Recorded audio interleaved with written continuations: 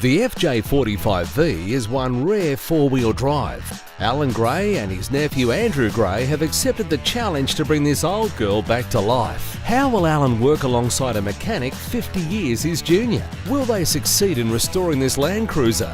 And all within budget. Pretty excited to be back working on the restoration of this FJ45. Have a look at the radiator, she's pretty corroded and leaking. I'd like to put a heavy-duty Terrain Tomo radiator in. We're going to put some hoses and clips and a belt while we're at it. Also want to try and fit a shroud on because it should have a shroud for better cooling. We'll get into it now. What about you? Do you reckon you want to sleep or you're ready to go? Oh mate, I'm wide awake. Okay, that's a bit of a change.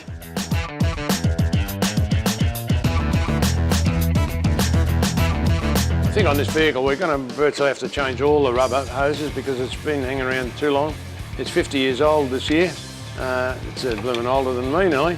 I didn't know this vehicle was 150 years old. Nah, better with age. Yeah, this radiator's really been around, my goodness. You want to pull that bottom I'll say please. Look at that, good. 6 bolts and you've got it. And now we've got the radiator out, we can see some corrosion in here. All this section here is sort of greeny, and we've got a leak up in the top corner, and there was a leak down the bottom corner. Just changing this bypass hose here. The old one was a bit crunchy when you push it in, it's getting a bit hard and perished, so it just allows water to circulate through the cooling system before the thermostat opens. Yeah, we'll change the hoses on this, but any time that the hoses get harsh or crinkly, you can feel them crack inside, certainly need to replace. But every 2 years I'd think that you should put new hoses on. They're quite cheap. We've got them in a hose kit. You need to well and truly check your hoses because they're one of the major causes of engine failure.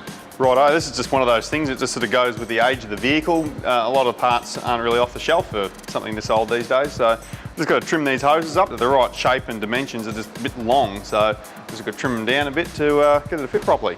So that centrepiece there, that's made out of steel. That's a take-off for our hot water system. Now, we never had a heater in this model, but we're going to have one probably for roadworthy and for our own personal comfort. So we'll leave that in there till we get ourselves a heater.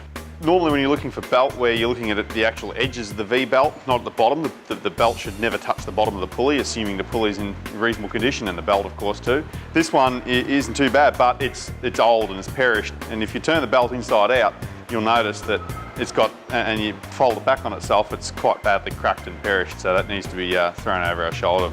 Keep it as a spare. Might get you out of trouble if you're desperate, but I wouldn't put it back on. You'll notice that if you spin a water pump, it just goes back just that little fraction. That indicates that there's still tension on the seal. Just that little bit, hard to notice. And we've got a new Terrain Tomo heavy-duty radiator, which has got a bigger capacity, about 40% more cooling. It's a very nice looking radiator. I suppose that doesn't matter that much, but it's well made, fully aluminium, all TIG welded. And we're looking forward to a heavy-duty use in this vehicle, so it's the ideal radiator for that job. We'll drop it in, but we're going to put a shroud on it this time. Just rake that on. Never had this much trouble in my life. Okay, I'll just drop this down. You just sit and watch me, kid, and see. Give me flying instructions. How's that? Am I doing good? Looking beautiful. That shroud. Yeah. That's about it. There's a couple of bolts your side. Stop mucking around. It's called working. Beauty, boy. Fantastic. Yeah, do you want to start the motor up? We just make sure that fan's going to clean the shroud. Yeah, I can do that. Just make sure you get your hands out of there first. Just give it all, then. Righto, you ready? Have you got your licence?